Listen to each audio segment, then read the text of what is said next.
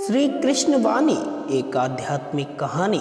एक बार अर्जुन बहुत चिंतित और उदास थे।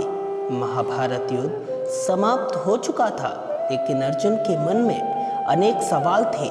वे श्री कृष्ण के पास गए और बोले, हे माधव, जीवन में हर समय सही निर्णय लेना बहुत कठिन होता है।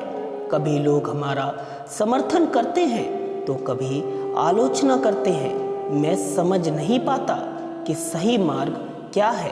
श्री कृष्ण मुस्कुराए और बोले, प्रिय पार्थ, मैं तुम्हें एक कथा सुनाता हूँ जो तुम्हें इस प्रश्न का उत्तर देगी। राजा और ऋषि की कथा। प्राचीन काल में एक राजा था जो बहुत न्यायप्रिय था, लेकिन वह हमेशा लोगों की बातों से प्रभावित हो जाता था।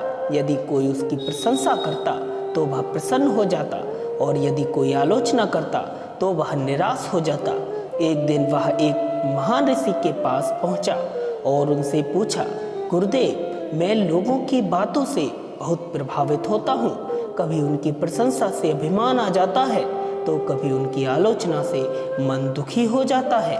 कृपया मुझे मार्गदर्शन दें। ऋषि मुस्कुराए और राजा को एक छोटा सा पत्थर दिया और बोले, इसे लेकर बाजार में जाओ और जानो कि इसका क्या मूल्य है। राजा ने पहले एक सब्जी बेचने वाले को पत्थर दिखाया।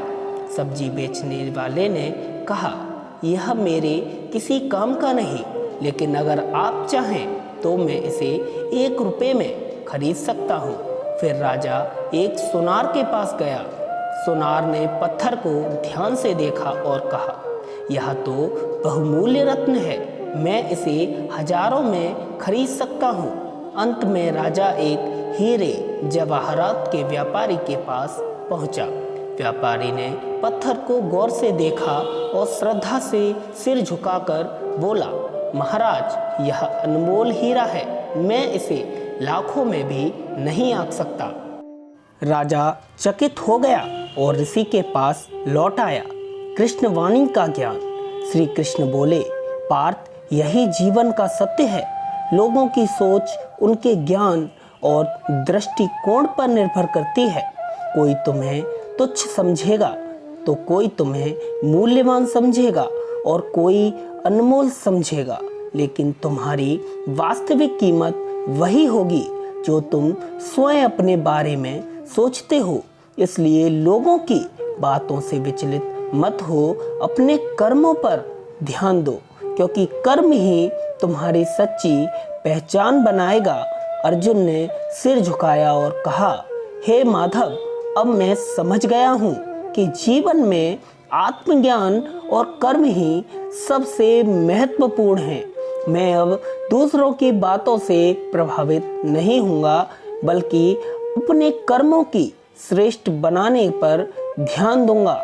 सीख। यह कथा हमें सिखाती है कि हमें दूसरों की राय से नहीं, बल्कि अपने आत्मज्ञान और कर्मों से अपनी पहचान बनानी चाहिए।